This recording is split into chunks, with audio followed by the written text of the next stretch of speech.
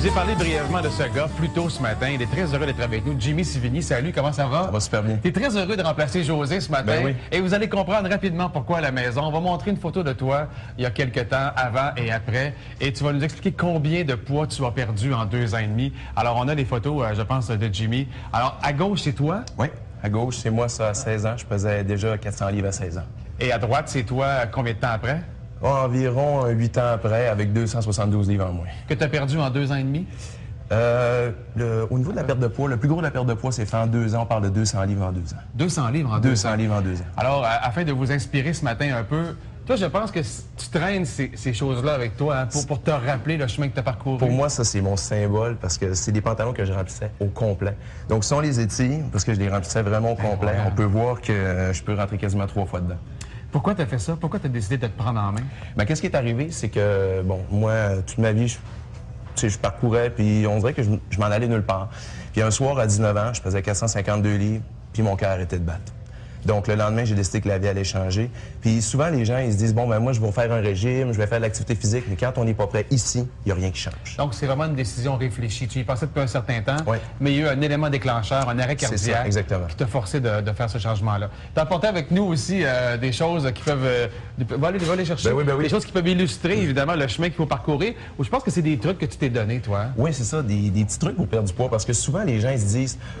Ah, ben j'aimerais ça perdre du poids tout de suite. Puis souvent, tous les nouveaux programmes qui vont sortir, on va parler, bon, perdez du poids en 8 semaines, changez votre vie en 8 semaines. Oui, mais qu'est-ce qu'on va faire après 8 semaines? Ouais. C'est important d'avoir une vision à long terme parce que si on se dit, je veux tout changer maintenant, oui, mais qu'est-ce que vous allez faire après 8 semaines?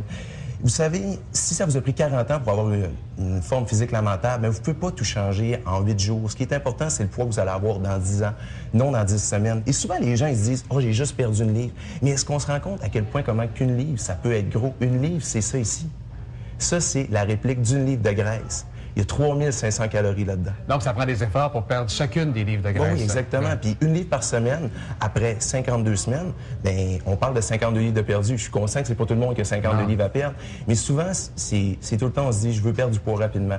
Laissez-vous du temps. Chaque livre perdu, ça compte. As-tu d'autres trucs à nous donner aussi comme ça? Bien oui, c'est de se rendre compte, dans le fond, que chaque petit geste qu'on fait, bien, que ça compte. Parce que des fois, on se garoche dans l'activité physique, on dit, ah, je veux perdre du poids, puis là, il faut que ça aille vite.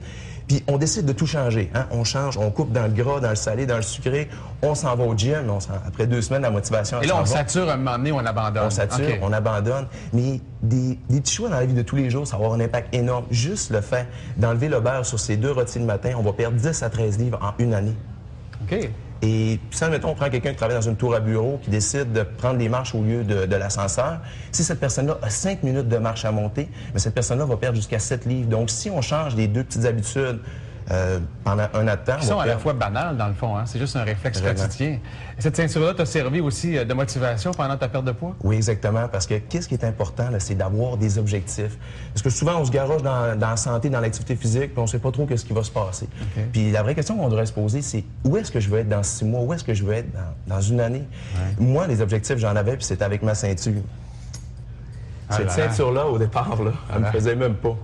J'ai dû perdre 30 livres. Non, elle était trop petite. Okay, pour pouvoir enfiler le premier trou, tu as dû perdre 30 livres? Oui, c'est ça. C'était une 64 de tour de taille. Puis c'est ça. Après j'ai perdu mon premier 30 livres. Bien, j'ai été capable de la porter au premier trou. Là, ça, c'était mon objectif. Puis je me disais, après ça, bon, bien, dans 2 semaines, après ça, je vais être rendu là. C'est ce qui m'a permis d'avancer trou par trou par trou, jusqu'à temps que je devienne la personne que je voulais être. Et ça demeure un objet pour toi important, j'imagine. Pour moi, ça, c'est le symbole de la réussite. C'est mon symbole, oui. Bien, c'est vraiment stimulant, c'est vraiment encourageant, tout ça. On a-tu un petit peu de temps? Alors, bien, faisons un peu d'exercice, parce qu'après tout, tu es là aussi pour ça.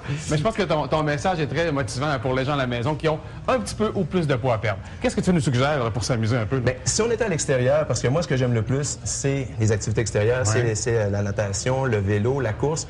Mais bon, admettons qu'il mouille et que ça ne tente pas d'aller dehors, bien, je voudrais vous présenter un ou deux petits exercices coup de cœur qu'on a. On te suit. Donc, le premier exercice, c'est avec un step. Là, je suis certain qu'il y en a à la maison, ils vont se dire « Ah, j'ai pas de step, je peux pas le faire. » Mais vous pouvez prendre une marche, ça coûte moins cher. Un escalier, c'est correct. Donc, un petit exercice simple, on va y aller avec du 1, 2, 3, 4, 1, 2, 3, 4, 1, 2, 3, 4.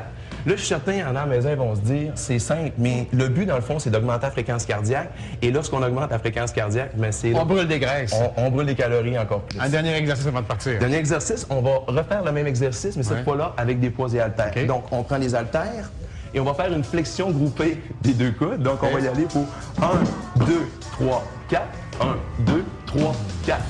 Et tu fais ça aussi pour activer ton système. Activez mon métabolisme, mais OK. si vous faites ces exercices-là, vous allez commencer la journée du bon pied. Jimmy, félicitations, bravo, Ben, t'es merci vraiment beaucoup. inspirant, Merci lâche pas. beaucoup. Et j'espère que le message s'est bien rendu chez vous, question de vous encourager à l'arrivée du printemps. Exactement.